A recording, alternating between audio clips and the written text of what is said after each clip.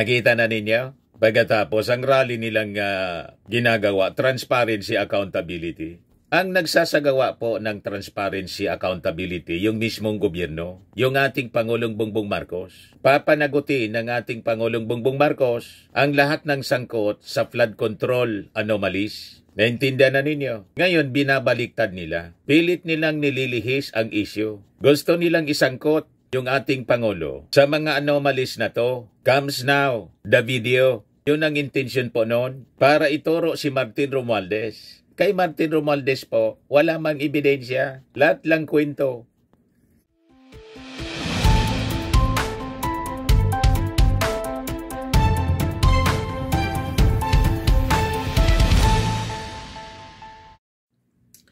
Hello po mga kababayan, si Dante Maravillas. So second day ngayon ng INC rally for transparency and accountability, pero ang sinusupport nila allergic sa sa transparency, accountability si Sara Duterte.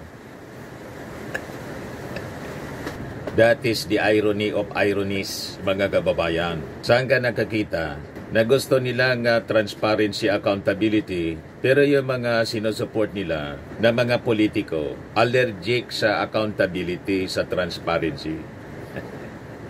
O, diba? But anyway, sa second day ng INC rally, mga kababayan, na in fact, Duterte rally ito, ayaw lang palata masyado. Kaya ang sinasabi ng kanilang spokesman, mga kababayan, wala silang intensyon na pabagsakin ng gobyerno. Ngayon, ang sitwasyon, sabi dito sa report ng ABS-CBN, nagpipila yung mga INC members para magbawas. Maraming kinain, mga kababayan, kasi sufisyente yung supply galing doon sa mga politikong kurakot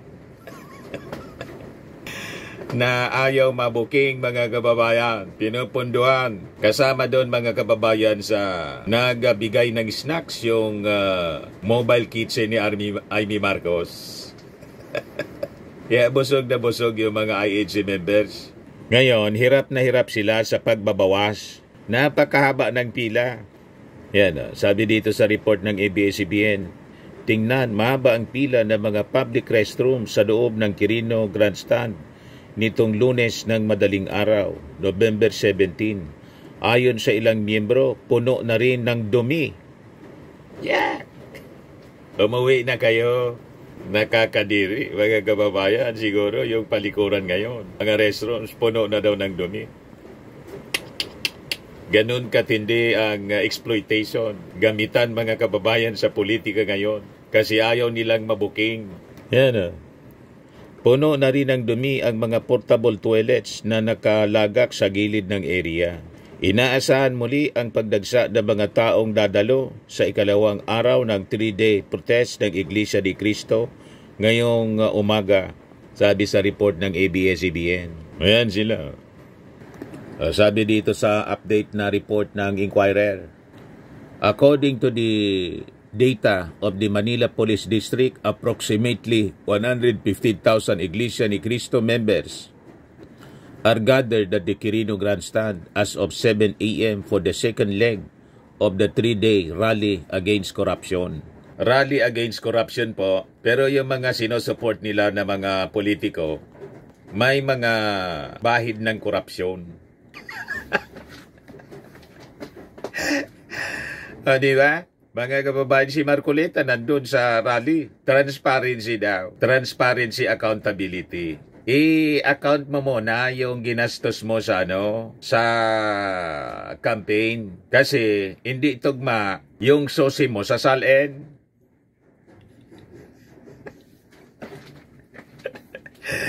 Diba? Mga kababayan, yung sa salin niya, 58 million yata yon yung declared niya. Pero ang ginastos niya, lahat daw galing sa kanya lang. Walang contribution na reported po. Galing sa kung sino man, lahat daw siya nagastos. 112 million yung sa susi.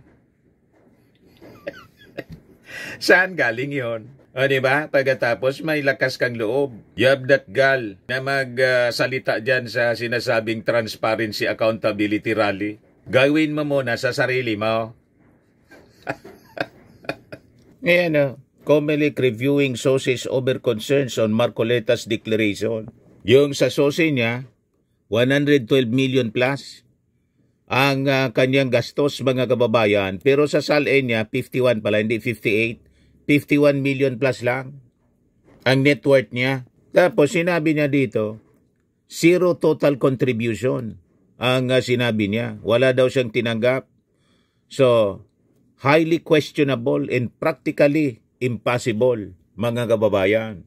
Tapos may lakas ka ng loob na magsabing manawagan ng transparency, accountability. Sabihin mo muna yan sa mukha mo.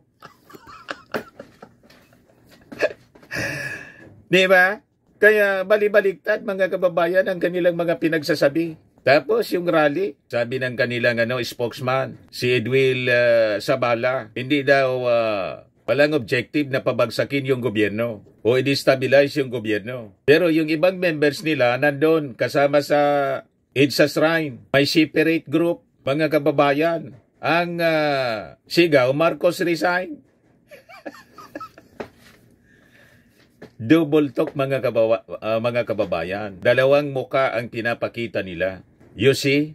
Ngayon, pakinggan natin ang sinabi po ni Ombudsman Remulla sa interview ni Christian Esguerra kung ano talaga ang motibo nitong ginagawa nilang mga kilos protesta. Ito, magkatotohanan ito, truthful itong statement and assessment. Ito yung nakikita natin. Parehas ang aming pananaw ni Ombudsman Boyeng Remulla. Yung Duterte forces naghahanap ng tipping point eh. Nakahanap sila ng alay sa Iglesia ni Cristo. At ayan ang kanilang goal talaga rito.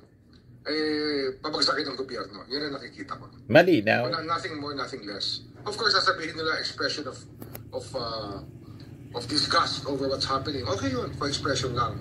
Pero yung behind the scenes nila, parang gano'n ang nangyayari. Nagre-recruit talaga sila ng mga tao na pwedeng gumawa ng mga bagay na sinasabi natin mag-lead sa isang tipping point. Yan ang gusto nila mangyari. Pero sa tingin ko kasi, freedom of expression, sige, gagalang natin. Huwag lang sila maghahanap ng hindi naaayon sa batas. Kasi alam naman natin, what keeps us as a country is respect for the rule of law. Yung Duterte. Naghanap po ng tipping point. Yan ang rason kung bakit po 3 days ang inischedule po na rally ng Iglesia ni Cristo. Malinaw po yon. Pero nakabantay po ang Armed Forces, ang PNP. Closely minomonitor po ang kanilang galawan. Kaya nagalit po yung isang leader ng Iglesia ni Cristo nang makita yung mga members ng PNP na lumapit sa kanila at inakyus pong tinitiktikan sila. Alangan man pabulyoon kayo sa inyong mga masasamang plano. Di ba? Malinaw ang objective ninyo, iupo si Sara. Kasi ang nasa likod ninyo, itong mga iniimbestiga ng gobyerno. And in fact, in-announce na mga kababayan ni Ombudsman Remulla sa interview ni Christian Esguerra kagabi na may mga magpapasko po na mga politiko, senador sa kulungan. Kaya overtime sila mga kababayan sa kanilang pagpaplano na pabagsakin ng gobyerno para hindi na matuloy ang investigasyon laban sa korupsyon. Yan ang malinaw na agenda. Ito yung sabi ni Boyeng Remulla mga kababayan kahapon. Ang sabi ni Boyeng, warrants of arrest. By December 15, Ombudsman Jesus Crispin Remulla announced that arrest warrants for several high-ranking officials linked to alleged anomalies in the flood control project may be issued by December 15 or before Christmas. In an interview, Remulla said that Saldico, along with other current and other officials such as Bong Revilla, Jingo Estrada, Joel Villanueva, and Chis Escudero are among those who could face warrants by 15 or 16 of December. He clarified that while some of his friends are named in this case, he is simply performing his duties as ombudsman. Kaya overtime sila mga kababayan sa pagpaplat laban sa Marcos administration. Nakita na ninyo? Pagkatapos ang rally nilang ginagawa, transparency, accountability. Ang nagsasagawa po ng transparency, accountability, yung mismong gobyerno, yung ating Pangulong Bongbong Marcos. Papanagutin ng ating Pangulong Bongbong Marcos ang lahat ng sangkot sa flood control anomalies. Naintindihan na ninyo? Ngayon, binabaliktad nila. Pilit nilang nililihis ang issue. Gusto nilang isangkot yung ating Pangulo sa mga anomalies na to. Comes now, the video. Yun ang intention po noon para ituro si Martin Romualdez. Kay Martin Romualdez po, wala mang ebidensya. Lahat lang kwento. You see, desidido kasi yung ating Pangulong Bongbong Marcos na tuldukan once and for all ang matagal na nakalakaran sa gobyerno po. Dekada na yung pagnanakaw po sa pundo ng gobyerno. Ito kasi yung sinabi ng ating Pangulong Bongbong na sinusundan ni Ombudsman Crispin Remulla, Christmas in jail for flood infamous culprits. Sabi ng ating Pangulo mismo. President Ferdinand Marcos Jr. vowed that those behind bogus flood control projects will be arrested before Christmas. Days after deadly back-to-back typhoons left swaths of the country underwater, and nearly 4 months after he first exposed the scheme in his 2025 State of the Nation Address or SONA. So sabi ng ating Pangulo, before Christmas niya, many of those named here, I think their cases will be concluded, their cases will be built, and they will be imprisoned. There will be no mercy, there will be no Merry Christmas for them.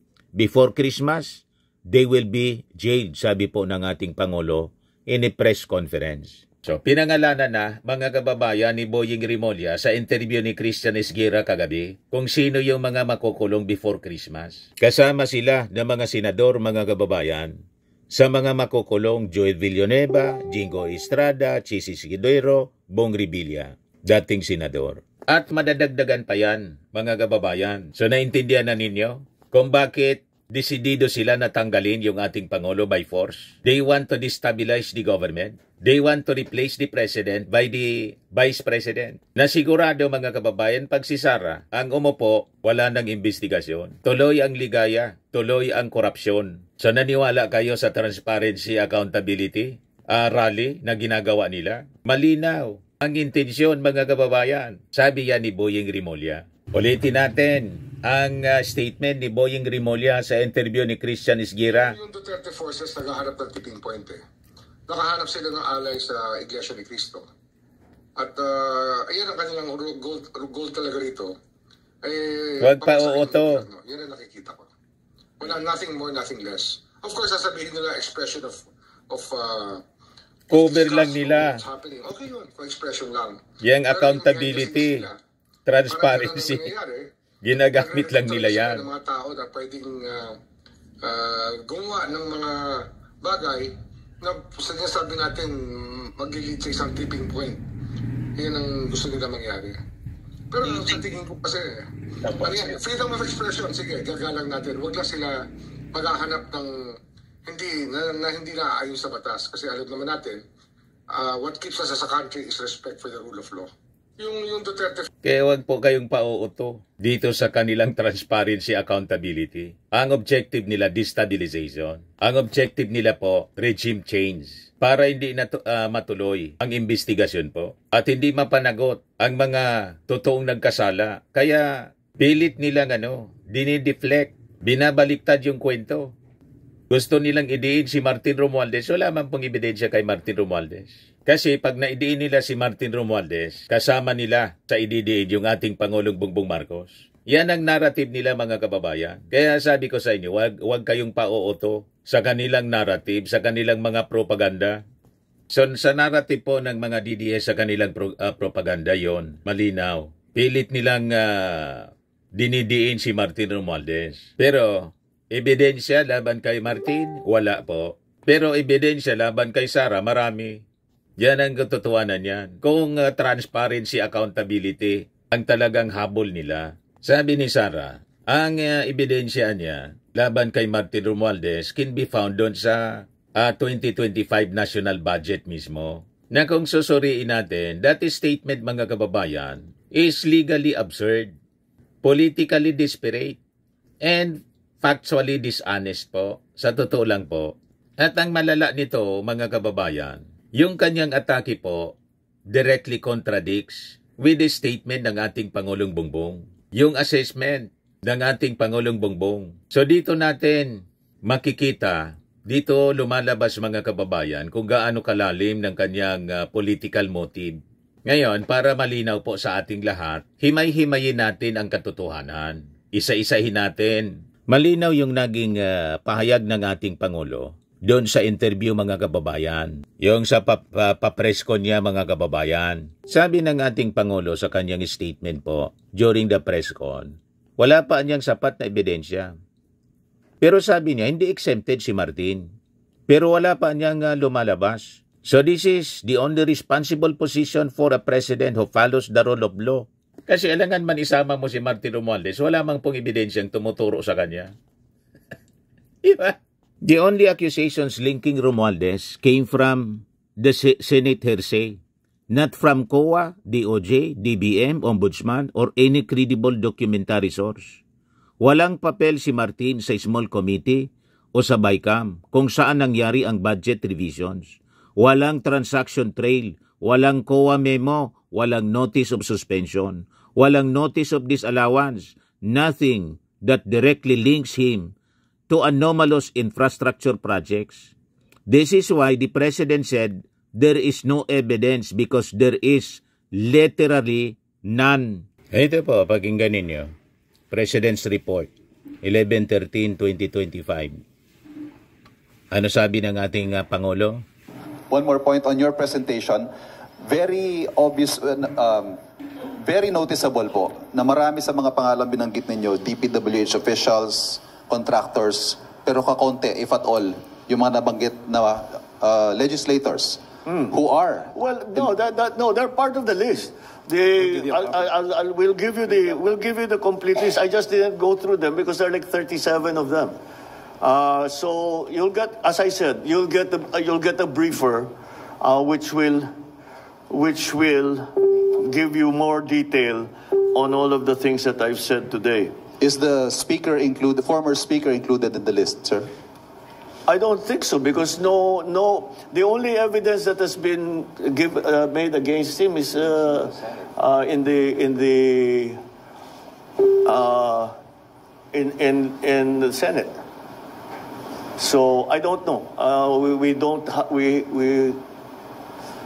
No, with the speaker, no. Not as yet. Not as yet. If something else comes out, then he might have to be answerable for something. So, again, we don't file cases for optics. We file cases to put people in jail. Correct. Or to make people answer. I know there are many suggestions of who else we should file cases against. Well, we're fine with that. Provide us the evidence and we will file cases against them. Kaya sinabi ko, napakahalaga yung sumbong sa Pangulo. Dahil marami kaming nakukuhang informasyon dyan. So, pagpatuloy ninyo yung inyong pagsumbong. At bigyan nyo kami ng lahat ng ebidensya na meron kayo para magamit natin, para kasuhan kahit sino. Walang immune dito walang exempted dito sa mga investigasyon na ito. At yung witness na sabi ni pinakang credible na witness, sabi ni Marcoleta sa kanyang speech kagabi, doon sa INC rally, hindi na po nagpapakita. At ang challenge ni Ombudsman Remulla kay Saldico, umuwi si Saldico, pagkatapos ilatag niya yung mga ebidensya.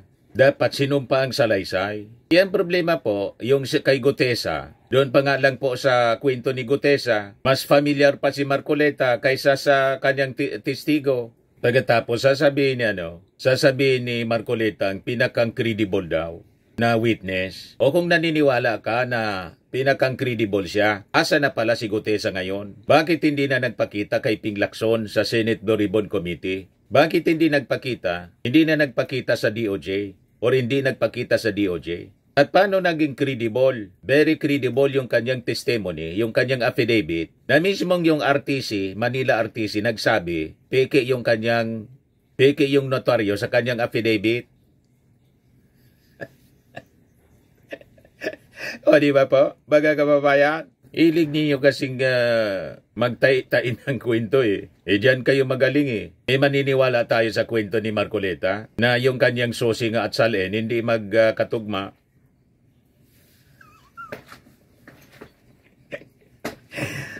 Di ba po? Yung sosi niya at Salen hindi magkatugma. Tapos maniniwala kayo sa kwento niya ngayon? Doon pa lang po, wala ng credibility itong si Marcoleta. Mga kababayan, ang maniwala sa kwento ni Marcoleta, idiot. Moron lang ang maniniwala sa kwento niya, mga kababayan. Unless, proud kayong maging idiot moron. Pero sa tulad namin pong nag-iisip tayo, hindi ninyo kami kayang imanipula sa inyong mga kasinungalingan. Alam namin kasi, yung grupo mo mahilig sa pagmanipula sa katotohanan, pati nga si Jesus Christ. Ang pagkakilala ninyo, tao lang, hindi Diyos. Pati Bible, binalugtot.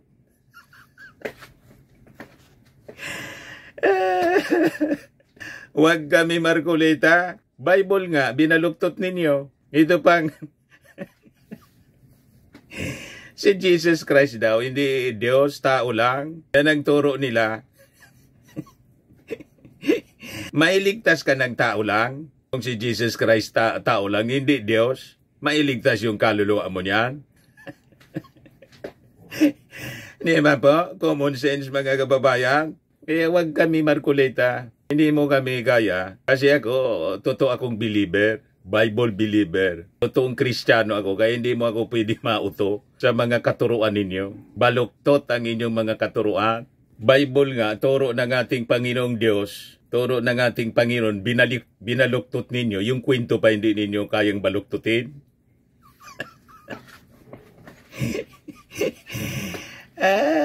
Wag kami. So literally, mga kababayan, walang ebidensya kay Martin. Kaya gumagawa sila ng mga tay-tay kwento para idawit si Martin. Pag nadawit si Martin, at least ay kaisipan ng mga tao, through propaganda, madadawit nila yung ating Pangulo. At magagatungan nila yung publiko na sumama sa kanilang destabilization. Tanggalin si PBBM, iluklok si Sara para hindi na matuloy ang investigasyon. Walang makulong na mga kurakot.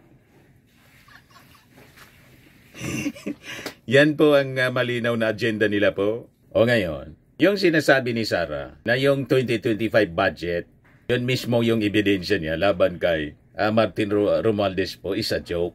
Pagpapakita lang ito ng kanyang ignorance mga kababayan. Naturingan pang isang abogado. Ignorante pagdating sa budget mga kababayan. Isa po siyang deliberate distortion of how government works. Ang budget po is not an affidavit. Hindi din siya COA audit report para sabihin niyang ebidensya. Hindi din siya sworn testimony. Hindi din siya notice of disallowance or record of transactions. Ang budget po is a law, kaya nga GAA ang tawag, General Appropriations Act, na nire-review po ng Congress o ng House of Representatives, ng Senado, ng DBCC, ng BICAM, and finally signed by the President. Ngayon, kung ang kanyang claim na ang budget itself is a proof of wrongdoing, she is effectively saying the President signed an anomalous law. Yung batas na yung maanomalya, yung GAA.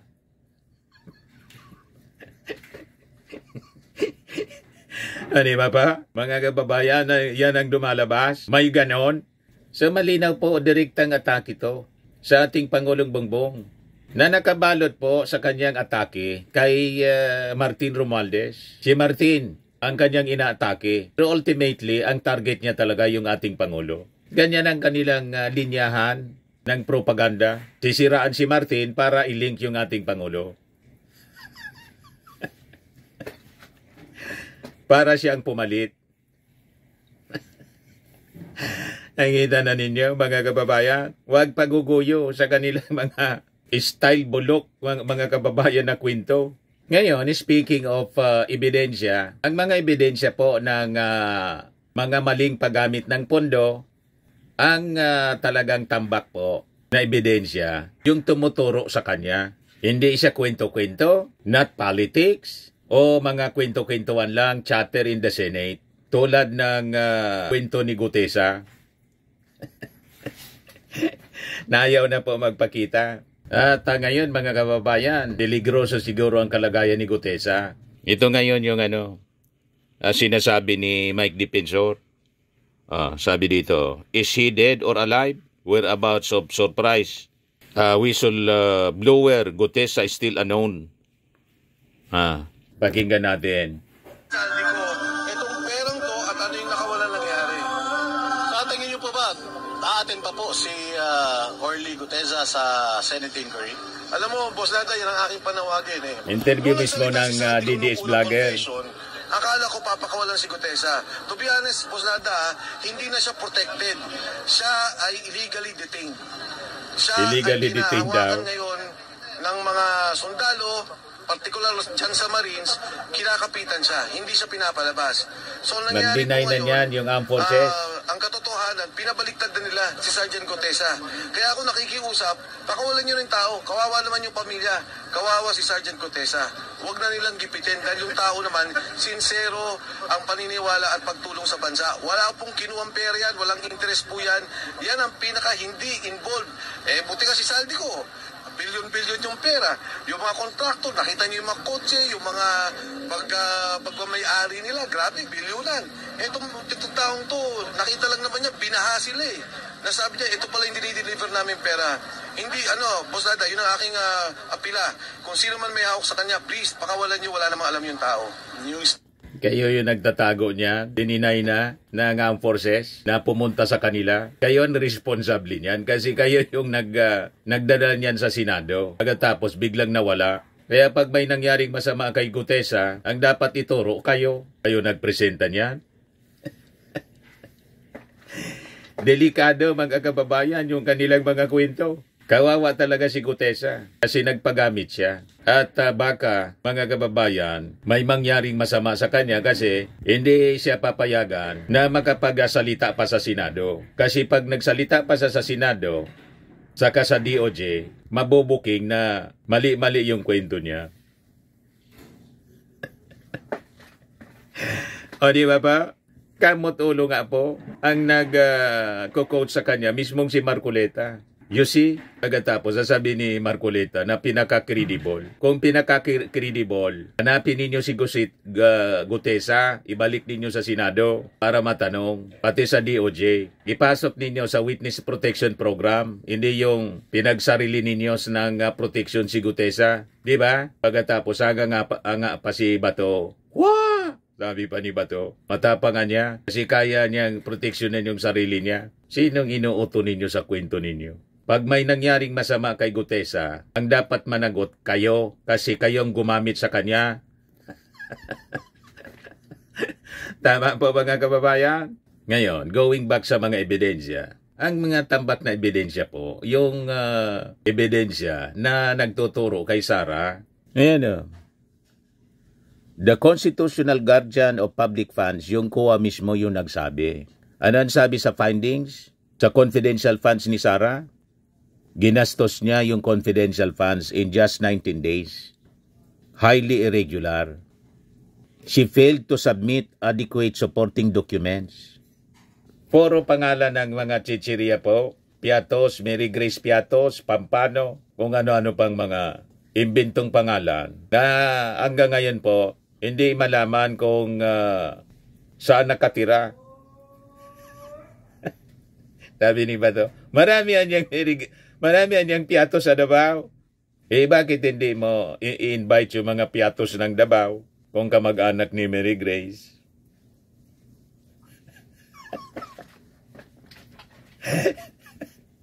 You see? So wala na mga supporting documents, mga kababayan. Walang liquidation reports na maayos. Nagpalya siya to present a clear justification kung paano ginamit yung confidential funds.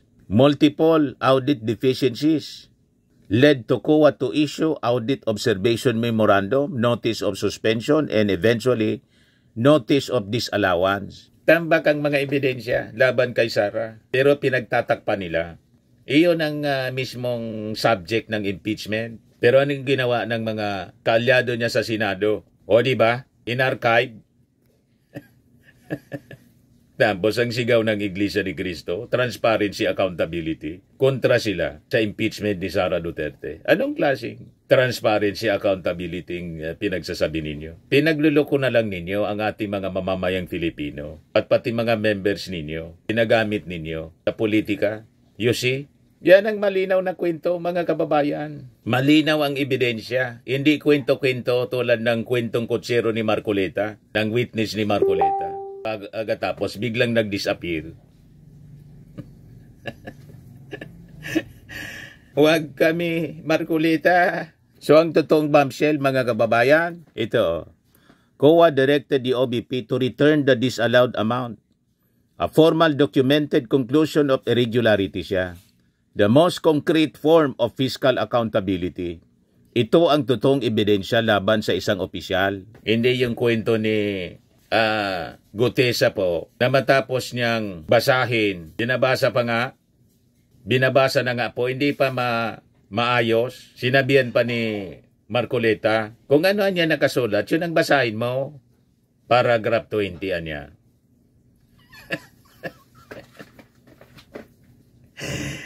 Sabay disappear, mga kababayan. Talagang harap-harapan na lukuhan, mga kababayan. So yung Congress in-impeach po si Sara based on official documents, hindi dahil sa politika. And during the impeachment proceedings, COA reports were presented, disallowed funds were identified, timelines were validated, vouchers were examined, and sworn statements were reviewed. Kaya yung House po overwhelmingly impeached her because the evidence was solid, documentary, and undeniable. Her attempts to dismiss this as politics crumble in the face of audit, memos, and notices of disallowance. Yan ang dahilan kung bakit, mga kababayan, ayaw ni Sara na masalang sa trial. Pero ang sinasabi niya, I want a bloodbath. Pero baliktad yung kanyang ginawa, nagpasaklolo sa sa Supreme Court, questioning the technicality. Hindi man talaga, mga kababayan, yung mismong reklamong articles of impeachment, yung lamanon. You see? So ayaw niya sa trial kasi sigurado, mga kababayan, pag dumaan sa trial, malamang sa malamang, yung mga senador mapipilitan na bumaliktad kasi comes now the pressure from the public. Malalantad yung tinatawag na the can of worms. Yun ang ayaw ng mga kaalyado. Kaya motion to dismiss yung ginawa ni Bato de la Rosa kahit hindi pwede.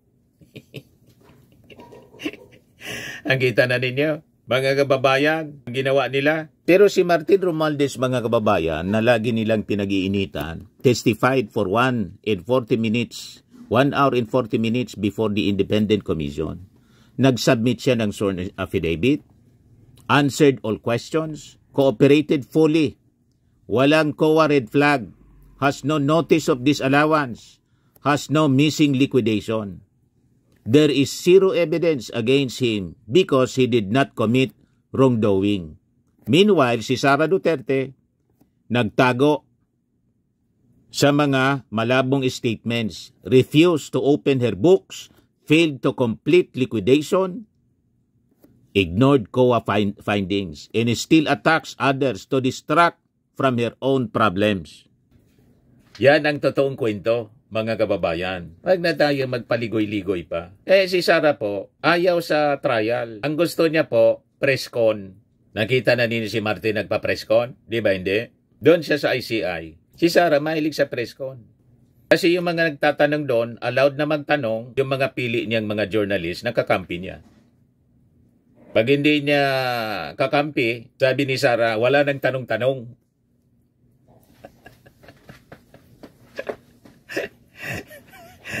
Ganon mga kababayan. Ito. Tanong. Message na lang po, ma'am. Kung may naman yung dali sa taong bayan. Hopeless. Wala nang tanong niya. Tanong. Message na lang po, ma'am. Kung may naman yung dali sa taong bayan. Ano ba? Ganon. So, sasagutin niya lang yung gusto niyang sagutin. Kaya mahilig siya sa press con. Ayaw niyang nagigisa. Kasi pag nagisa siya, mabubuking. Na yung ganyan mga pinagsasabi, hindi man totoo po. You see? So yung mga atake nila po, obvious ang motibo, deflection.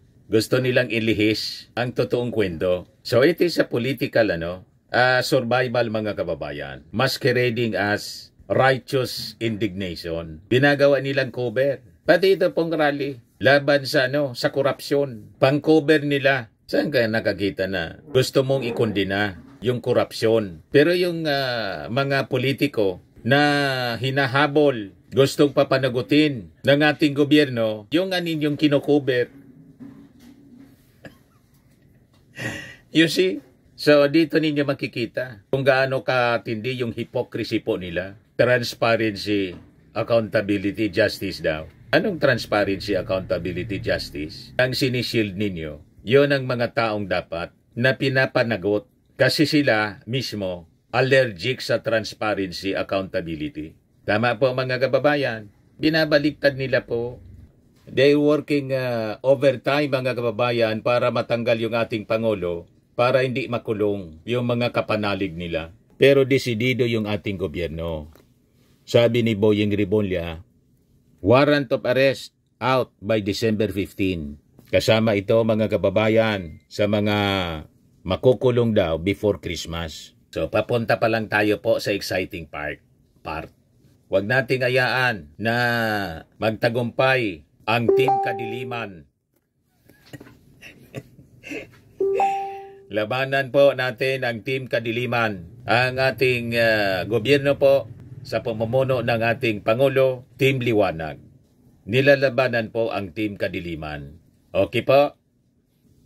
Sa mga naghanap ng malinis and spacious fitness gym, pumunta lang po kayo sa aming Colossal Fitness Gym. We also offer Grab Car Rental with our brand new 2023 model ng Toyota Innova. We also accept booking for those who are planning to travel via PAL, Cebu Pacific, and other airline companies, local and international, and bills payment for Meralco Bills, PLDT, Aleco Bills, etc. Ang Colossal Fitness Gym is located at 3rd floor Security Bank Building, Landco Business Park, Legazpi City, Albay. For inquiries, look for Chilon Maravillas. Contact number 0966-802-0949. Yan yung aming Innova. Lagi na pong matao sa amin. Pati mga foreigners po, tingnan ninyo. Mga British tourists sila. Ang lalaki ng katawan na, mga kababayan, nag-gym sa amin. Ito naman po, Indian National. Ito mga mga European sila. Ito naman yung bago naming product na binibenta online, Eye Glow Serum. Whitening po siya galing sa South Korea. Tingnan ninyo yung epekto sa aking anak na architect entrepreneur, Riz Maravillas. For inquiries, look for Riz Maravillas on FB. Ito naman po, Firmax Framing and Lifting Cream. Pinapahid po ito sa mga pulses and affected area. Mainam po ito sa mga pains at paninigas na mga kasukasuan. Ito po, Automax Radiant Serum. Sa mukha naman yung application. Anti-aging po siya. You will look 10 years younger than your age. Ito yung bagong packaging ng Firmax Firming and Lifting Cream po.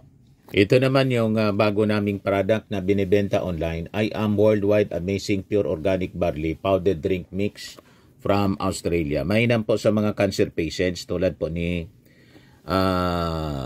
cancer patient Maritoni Fernandez. Endorse niya po siya.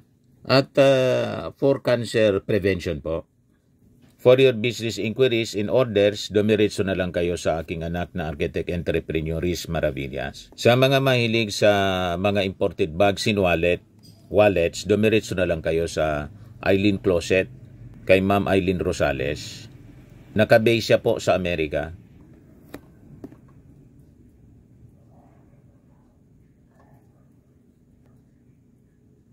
Sa mahilig po sa spa, Try nyo po dito sa Pamper City by OMG. Your luxury escape. Matatagpuan po sa Asiana City, Parañaque City, Metro Manila.